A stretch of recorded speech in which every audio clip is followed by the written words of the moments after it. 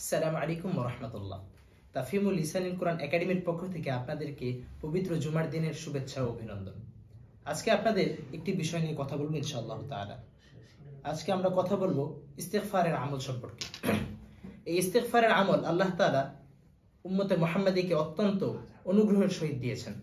যেমন ইস্তিগফার যখন একজন ব্যক্তি পড়ে তখন ইস্তিগফারের মাধ্যমে সে অনেক দামি হয়ে যেতে পারে। যেমন আপনারা সকলেই হয়তো জানেন হযরত আহমদ ইবনে হাম্বল রাহমাতুল্লাহি আলাইহি, যিনি আমাদের এই চার ইমামদের মধ্যে একজন ছিলেন।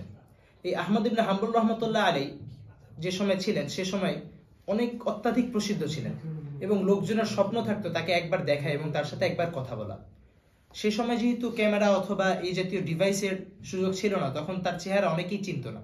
এভাবে একদিন তিনি দূর সফরে যান হাদিস শিক্ষা করার জন্য।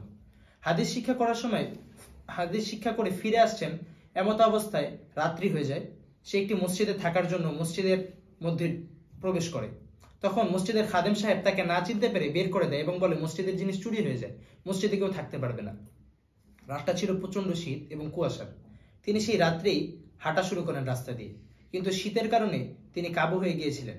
তখন তিনি জঙ্গলের মধ্যে হালকা একটি আলো দেখতে পান। তখন সে আলোর দিকে হাঁটতে হাঁটতে গিয়ে দেখেন এক ব্যক্তি রুটি সেঁকছে। তখন তিনি ওই লোকটির পাশে গিয়ে বলেন যে আমি কি আপনার পাশে বসতে পারি?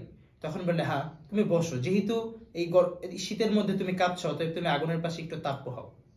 তিনি তার পাশে বসলেন এবং লক্ষ্য করলেন লোকটি যত সময় তার সাথে রয়েছে ততক্ষণ ধরেই কি জানি পড়ছে। তখন তিনি বললেন হে ভাই তুমি কি পড়ছো? তখন সে বলল আমি ইস্তেগফারের আমল করছি। তখন তিনি বলেন ইস্তেগফারের আমলের মাধ্যমে কি তুমি কোনো ফায়দা পেয়েছো?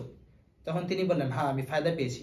আল্লাহ তাআলা আমাকে মুস্তাজাবুদ দাওয়া করে দিয়েছেন, অর্থাৎ আমি যেই দোয়াই করি না কেন আল্লাহ তাআলা আমার দোয়াকে কবুল করেন।